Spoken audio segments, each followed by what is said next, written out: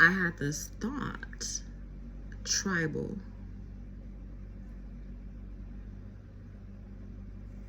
We are tribal. If you feel connected to me, it's because you yourself inherently have a tribal instinct about you. Our people of old were what? Tribes, and they were nomads. What did they do? Like the tribe of Judah, they traveled in packs, in tribes. They were nomadic in groups. They did not isolate themselves. They didn't single themselves out. It wasn't by households. It was by tribe. It was, we are stronger together than we are apart. So we find space for ourselves here together in this community, in this tribe.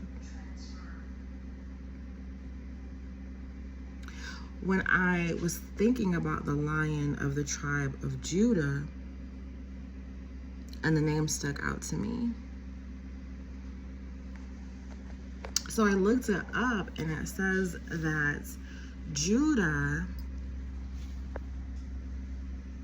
is the fourth son of Jacob and Leah, and the name means praise. Why is this significant? Because if you know the history of it, the story behind it, whether you look at it metaphorically, as an analogy, or literally, is there for a reason. It provides purpose for such time as this. So Jacob was enthralled with the woman named Rachel. Okay, he loved Rachel down. He wanted to marry Rachel. He wanted her for his woman, his lady, his wife. He goes to the dad. He's like, I want to marry your daughter. He's like, you got to work for me, and then you can marry her. And he's like, okay, cool. He takes on this, let's say, contract to work for the father, for the man, for 7 years. But who he ends up with, being married to, is Leah. That's who he ends up receiving as his wife. The father was like, you want her, you got to take her sister. And so he wanted Rachel so bad that he goes back and was like, okay, cool, fine. They extend the contract for another 7 years, and then he gets Rachel. So the focus was never on Leah. It was always on Rachel, but as such, with God, with the little things and the little ones, the ones that you really wouldn't expect,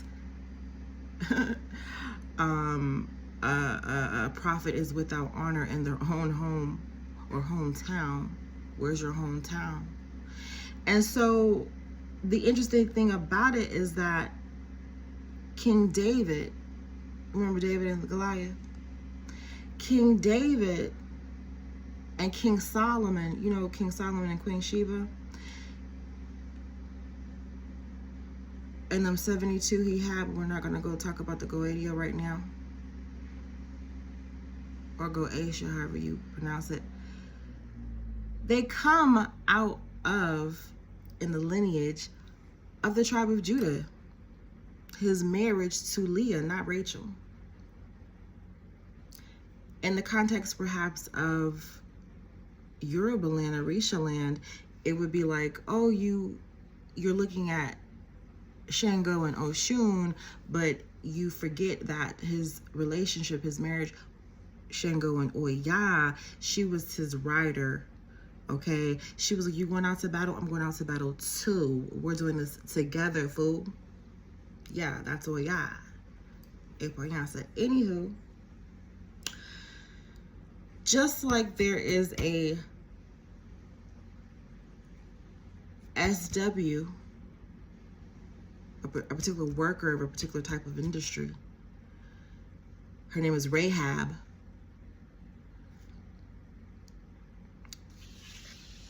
She does a solid for God so well that she ends up being a part of the lineage of Jesus, the SW.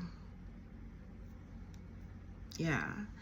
And so it's similar to that with Judah, because I never knew. I know a lot about church history. I know a lot about the historical biblical history of the Bible, but I never knew, not a lot, but a little bit. I never knew that Judah was the fourth son of Jacob and Leah. You never know when something will take off. You could have multiple ideas. Some people like, you always got ideas, but you ain't never got nothing. But you never know what idea is going to be the idea that's going to birth something major and big for you and your family and generations, and not just you and your family and generations, but then others, because we're tribal. And so I liken that level of kinship and belonging to the tribe of Luxe, because I want you to understand this isn't regular. It's something different. Are you in or you out?